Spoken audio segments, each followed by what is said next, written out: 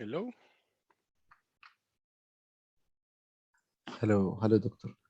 Hello, hello. Do we continue or do we wait a bit? I think wait a bit. Okay, okay. I wait.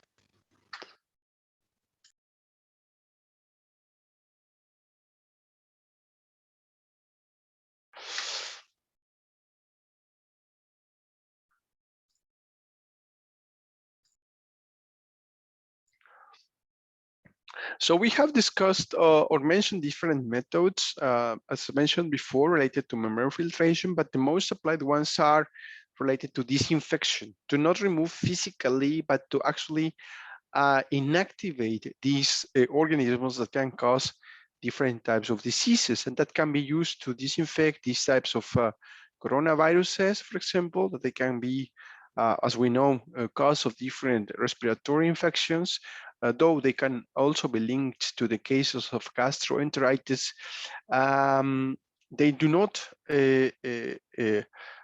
survive for long periods of time in water, but they may have the chances to be transmitted through different means and then infect different parts of the body. We're discussing that they do not only affect the stomach, but for example, in the case of hepatitis, they can affect the pancreas. In the case of the viruses, they can affect the brain, the skin, etc. So different effects that these viruses can cause. And then we have the protozoa, that are these small animals. These protozoa, like Giardia or Cryptosporidium, in most of the cases they have or they make these cysts. Some of these cysts that like the eggs, how they reproduce, can be extremely resistant, and they can survive for several days in water or on different surfaces before they can host another larger organism. Some of them can be directly identified with some specific specialized microscopes, also using this fluorescence staining. In the case of Giardia, they or their source can be mostly some rodents, like rats in general, humans. They are the most common type of protozoa, parasite in raw wastewater, and because of that, if there is contamination of the drinking water network, they could reach the drinking water network. They can cause a certain chronic infection, and as mentioned before, the cyst can be very difficult to disinfect.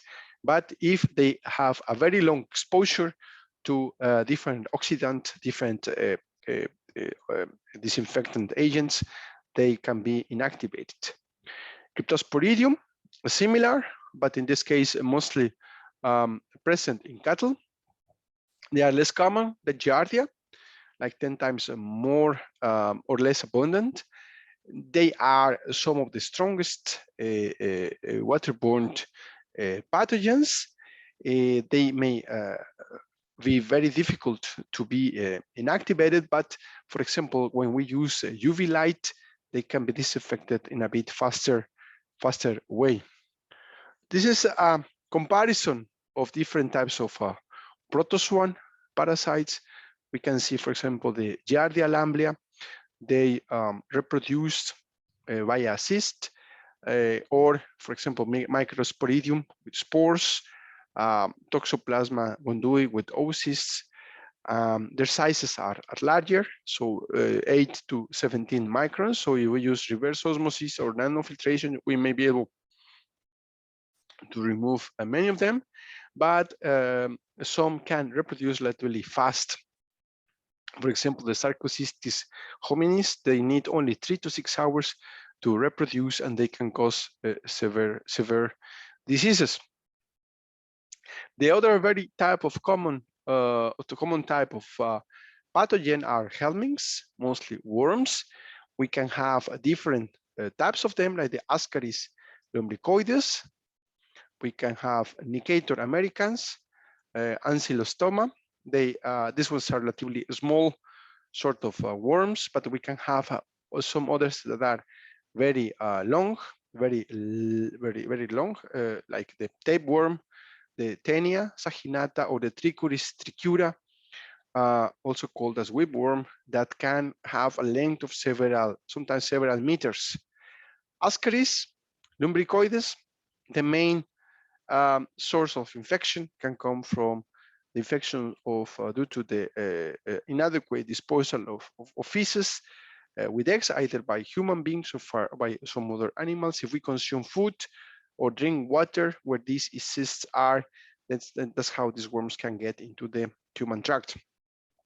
Usually, they are present in the agricultural fields. So it's important that we tend to that we do adequate disinfection methods, or we apply adequate disinfection methods to eliminate these different types of microorganisms. But as you can see, there are several types of microorganisms. There are different types of them. So we not only have only bacteria, but we have the protozoan parasites, we have viruses, and we have the Ascaris lumbricoides, the helminth eggs. So the question is, how do we know, or what do we do to ensure that we have a proper disinfection process, and also to handle samples that contain these microorganisms cannot be safe for the people that manipulate or that handle this sample. Because of that, there are certain indicators that are different types of microorganisms that tend to behave in a similar manner than the most concerning parasites. So these indicators are organisms that behave in the same manner, that they can also be measured. So we have proper measurement techniques to assess whether they are present or not, and that is also safer for the people that handle the sample, so they don't get in contact directly with the microorganisms that are causing these diseases. We can have fecal indicators that give us information of whether there is fecal contamination or not. We can also have the process indicator that will tell us the effectiveness of a treatment process, and we can have an index or model indicator, some models, approaches, mathematical approaches that will help us to understand whether the pathogens are being properly treated, removed, or not. Why do we use indicators? Well, because it is faster, so we don't have to measure all the organisms themselves, so that will cost less time. We just take the certain indicators, the most representative ones, depending on the type of organisms that we want to disinfect. For example, we can take one indicator for bacteria, one indicator for eggs, helminth eggs, one indicator for viruses, one indicator for protozoa, the one that we know that will be more representative. That will save time because we don't measure all of them, but we measure the ones that are more representative. Then that also makes it less expensive because we can have just the optimization of resources. If we don't have to train the people to measure all the parameters, but just the most important ones, then that implies also less training, less laboratory equipment and space, less sample to be, less sample or less volume of the sample that we need, and less biohazard, so it's safer for the people that take the samples and do the analysis. So what are the indicator organisms that are the mostly used? So for coliforms, the most used one is Escherichia. Escherichia coli, that is the one that we used as the main indicator of fecal contamination. This Escherichia coli is excreted or is present in all warm-blooded animals, cows, birds, etc., and is one of the oldest indicators used in the public health environment. It is adopted by the US Public Health Service since 1910 to assess the fecal contamination in drinking water. Coliforms, they are gram-negative, they are rod-shaped, they can ferment with acid, at 35 Celsius degrees. So that's actually the temperature of, more or less, the temperature of a human body. And they will try to have a certain resemblance, or the strongest resemblance is with the genus of the bacteria, where also Escherichia coli, Erwiana, Citrobacter, Klebsiella belong. And that's why we can have a good estimation of the presence of these organisms by measuring the coliforms. We can also have fecal coliforms or thermotolerant coliforms. These are more advanced or slightly more advanced indicators that are more specific of fecal contamination. If we have fecal coliforms, if they are prepared, incubated under certain conditions, for example, with lactose or adding lactose at 44.5 Celsius degrees, and if there is a certain proliferation of these organisms seen, then that is an indicator of that suggests that these organisms are present. These organisms that are also gram-negative and are rod-shaped, and because of that, they are very commonly used. So, and this is the most important and basic parameter used to assess whether the wastewater or the drinking water network, surface water bodies, etc., have been contaminated with sewage. If that water hasn't been properly disinfected, if swimming pools, recreational areas are contaminated, and the values can change, but in many cases, for example, some of the standards established a limit of not more than 200 fecal coliforms per 100 milliliters of sample. Another indicator is fecal contamination is Escherichia coli.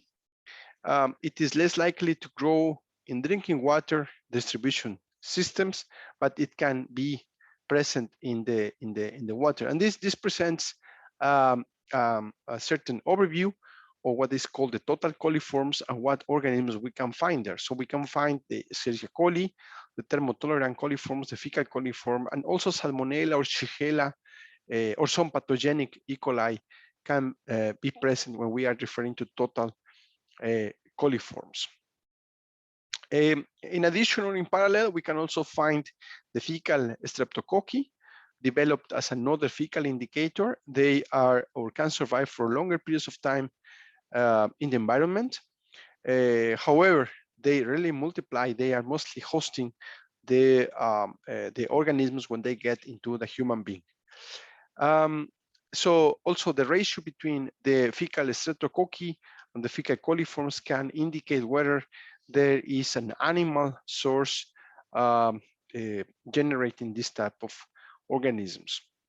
There are different types. They are mostly gram-positive, the streptococci, so they are making this cookie. We have two main genus, Streptococcus and Enterococcus. Enterococcus are much more linked to fecal contamination, in particular if there is sewage or fecal sludge generated.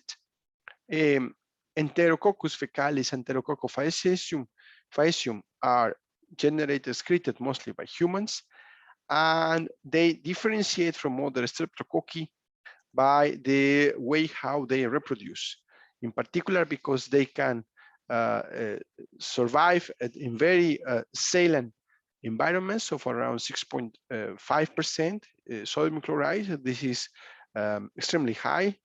This is 6.5% sodium chloride is a very high concentration of chlorides at very high pH, 9.6, and at 45 Celsius degrees. And well, these Enterococcus are used because there are different studies that have demonstrated a strong relationship between the Enterococci that we can find in the fresh and in different environments. So those are the indicators that are mostly used to assess bacterial contamination. In the case of viruses, is a bit more complicated and can be a bit more expensive when we do it straight from the water. So as a parallel process, colifates are used. So colifates are bacterial viruses that will infect coliform bacteria. So for the case of bacterial viruses, or to detect if viruses are present, what is done is that on purpose, certain Escherichia coli that are innocuous, that are not harmful for the human beings, these Escherichia coli are on purpose added to the samples where colifates are present and or are suspected to be present. And if the colifates are present, they are going to infect the Escherichia coli. So in this technique, to assess whether there are viruses, colifates are used as an indirect manner to determine whether some viruses are present or not. And there are two groups that can be detected: stomatic colifates that will attach to the cell wall of the receptors, or male of F-specific colifates that will attach to the F plus or 6 pili of the cells. So coliforms and E. coli tend to be used as indicators, mostly in the tropics, but does not always will provide the best estimation of whether there is fecal contamination or not. So it is useful, but of course there are not the sufficient um, um, certainty to fully confirm that these organisms are present. Yet they are pretty much common. So for example, in wastewater, based on certain studies from the United States, coliforms can be present of up to values of up to 100 millions of cells present in only 100 milliliters of water. In the case of Escherichia coli, they can go up to 10 million, from 1 to 10 million. Enteric viruses between 10 and 100, Giardia 10, and Cryptosporidium that are less abundant, from 0.01 to 1. If the water, so not wastewater, but if surface water, for example, surface water can be used for bathing purposes, for recreational purposes, or as a source of drinking water, if that one gets contaminated, then the coliforms can go from 1,000 to 100,000, E. coli from 1,000 to 10,000, enteric viruses up to 10, Giardia, we could find 1 Giardia per 100 milliliters, or Cryptosporidium. So these are some values that can indicate whether the surface water bodies are contaminated or not. So they can help us to assess the presence, and therefore, based on the presence, to take proper measures for their removal. So how can we remove the pathogens? Well, the most applied, besides membrane filtration that we mentioned, the most applied process is disinfection. Disinfection through the addition of a disinfectant. A disinfectant that is a physical, mostly a chemical agent that has a very strong oxidative effect that will either destroy or inactivate the organisms, reducing the way how they can proliferate. These disinfectants can have different levels of intensity. We can have disinfectants that can be very, very strong, or if disinfectants can be a bit mild. If we use disinfectants a bit more mild, less strong, then, for example, some Mycoplasma soli could be removed. But then we are going to have a bit more issues, challenges to remove some bacteria, some enveloped viruses, some different types of spores. We may need to add way much more stronger disinfectants to, for example, disinfection types of viruses, or even to disinfect some cyst or some ova of other types of organisms. So not all the disinfectants have the same effectiveness, because also not all the microorganisms can or are that easily removed. The most applied ones in water and wastewater treatment are chlorine, chloramines, chlorine dioxide, bromine, iodine, UV light, ozone, and silver or copper.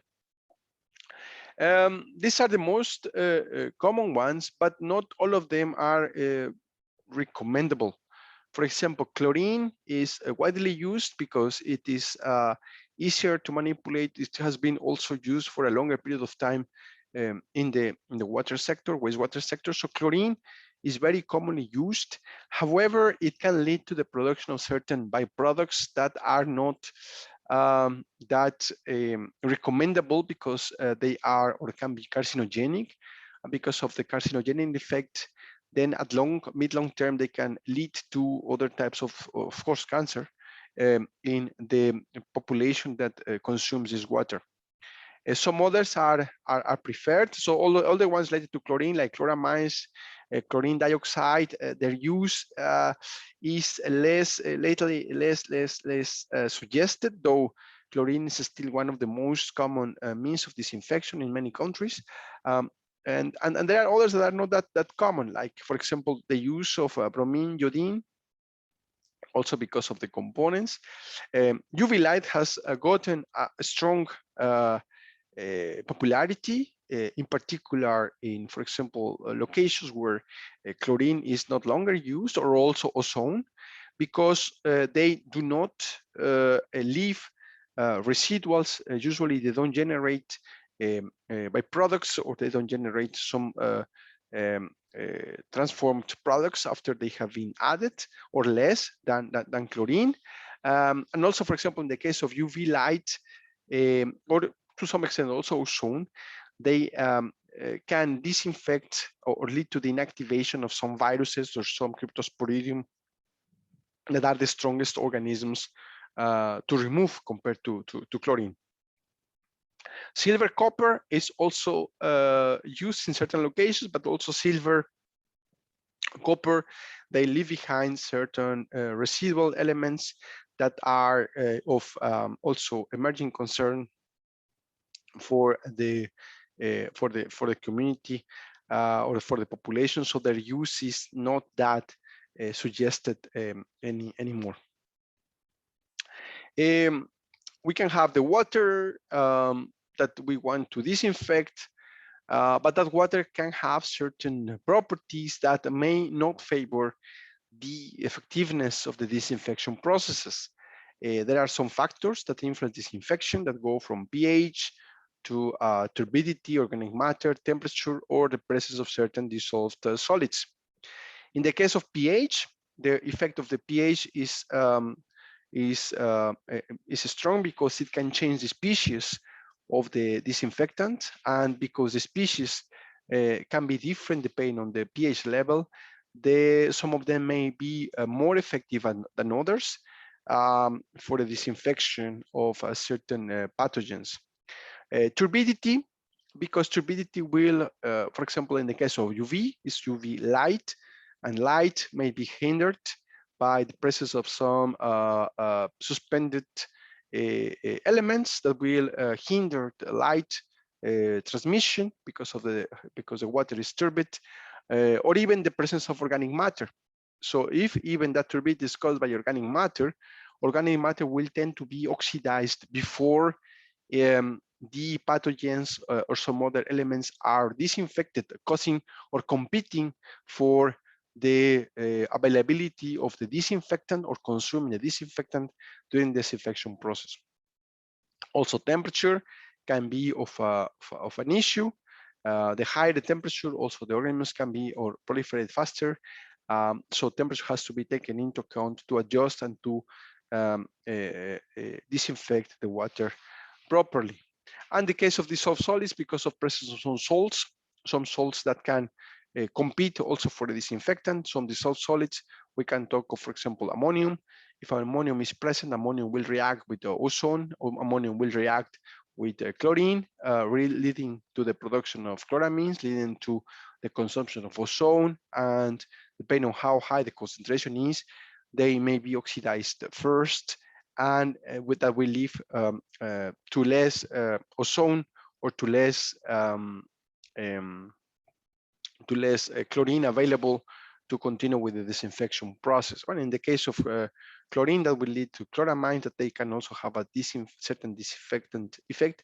But in the case of ozone, ozone will be used for ammonium oxidation and will not leave too many ozone available for the disinfection process. Yet, if those elements are taken into consideration, there are some parameters that are commonly used to describe the disinfection process. The most common one is the city concept. The city concept is coming from certain order equation, in which the constant for a specific disinfection or the disinfection of certain microorganisms, K, is function of the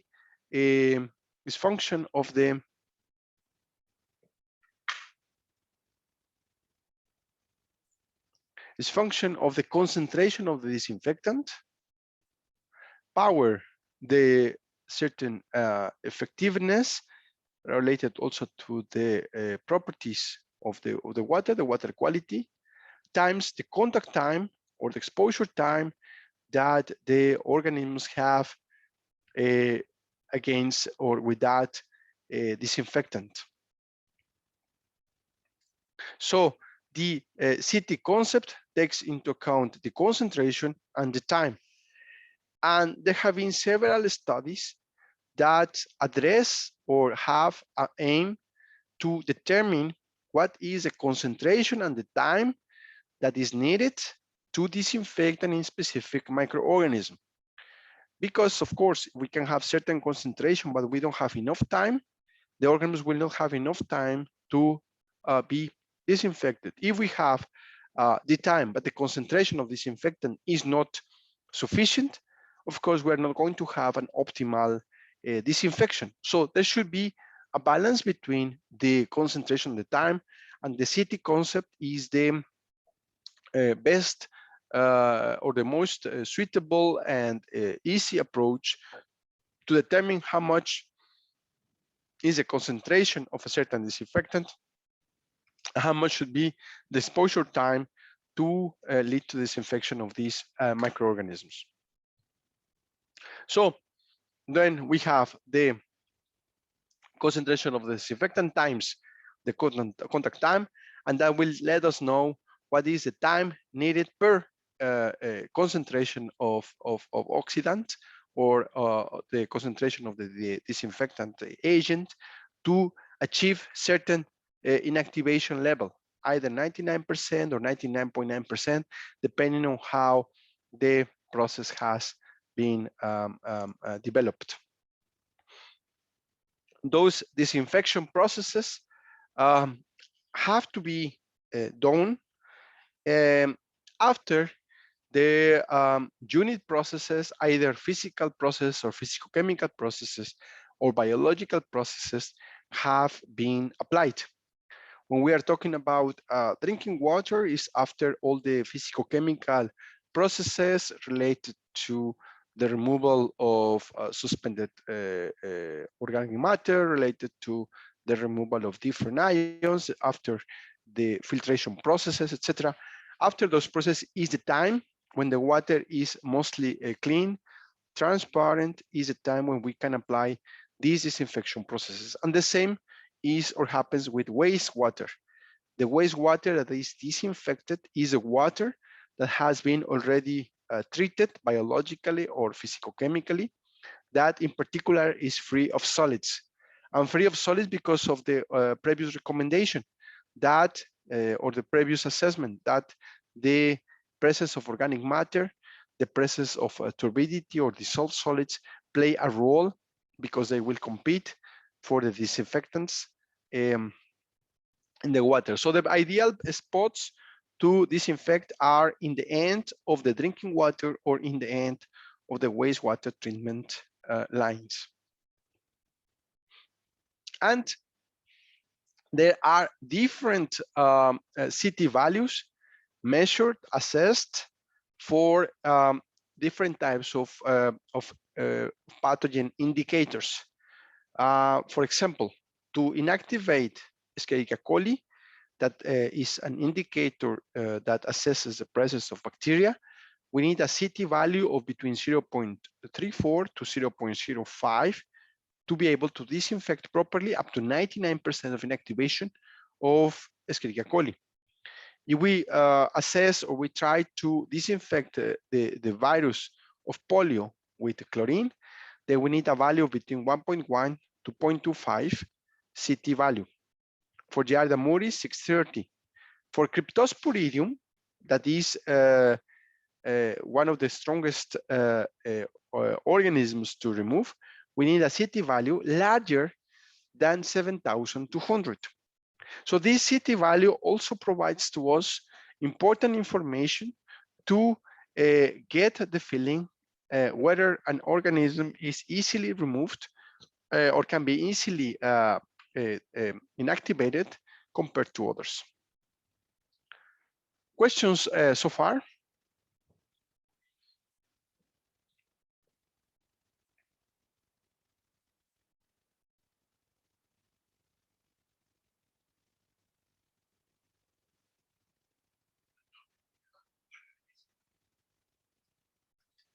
Do you have any question or comment? No, thank you, doctor. Okay, I think there are only 6 minutes remaining. Maybe it's better to stop and then, well, these are values for chlorine disinfection. Then afterwards, we can see the CT values for ozone disinfection and for UV disinfection. So I'm not sure if we are going to have enough time to cover those in 6 minutes. So maybe better to stop now and then cover those. And afterwards, we can have another session for the design exercises. So let's have here another pause, but let's take a break. Let's have a break of, is it fine to take a break? Okay, no problem. So one break of 10 minutes. Okay. So then we continue at your time at 5:30. 5:30. Okay, doctor. Yeah, thank you. Thank you very much.